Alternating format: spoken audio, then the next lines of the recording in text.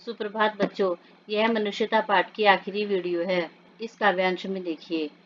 चलो अभिष्ट मार्ग में सहस्र खेलते हुए, विपत्ति विघ्न जो पड़े उन्हें ढकेलते हुए।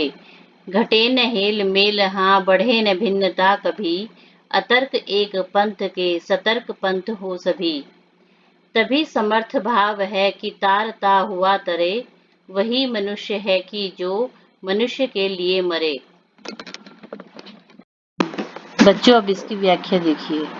चलो अभिष्ट मार्ग में सहस्र खेलते हुए, विपत्ति विघ्न जो पड़े उसे ढकेलते हुए। कवि इस पद्यांश में कहता है कि चलो अभिष्ट, अभिष्ट का अर्थ होता है इच्छित, और मार्ग का अर्थ है रास्ता, सहस्र का अर्थ है अपनी खुशी से, विपत्ति का अर्थ है संकट, और विघ्न का अर्थ है बाधा। कवि इन पंक्तियों में कहता है कि मनुष्य को अपनी इच्छा से चुने गए रास्ते पर खुशी खुशी चलना चाहिए। विपत्ति का अर्थ है संकट और विघ्न का अर्थ है बाधा। यदि रास्ते में कोई संकट आए तो उसे ढकेलते हुए आगे बढ़ना चाहिए, यानी कि कभी भी निराश नहीं होना चाहिए।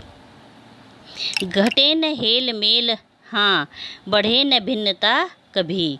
घटे न हेल मेल, हेल मेल का अर्थ होता है प्रेम, मेल जोल, और भिन्नता का अर्थ होता है अलगाव।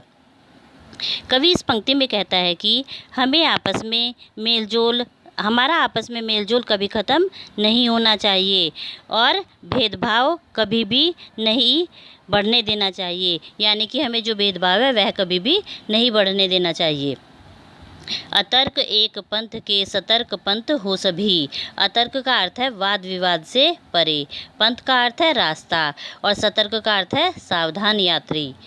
हाँ, कवि इस पंक्ति में कहता है कि बिना तर्क वितर्क किए आपको सभी को साथ लेकर एक सावधान यात्री की तरह आपको रास्ते में चलते जाना है। तभी समर्थ भाव है कि तारता हुआ तरे। समर्थ का अर्थ होता है संभव, और तरे का अर्थ होता है पार हो। इस पंक्ति में कवि कहता है कि यह तभी संभव होता है जब मनुष्य अपना भी कल्याण करे और दूसरे का भी कल्याण करता हुआ चले।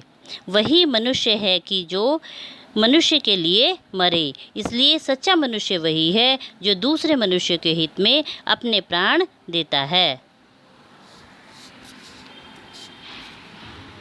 बच्चों आपकी यह मनुष्यता नामक कविता समाप्त हो गई है और अब आपको इसके प्रश्न उत्तर भेजे जाएंगे।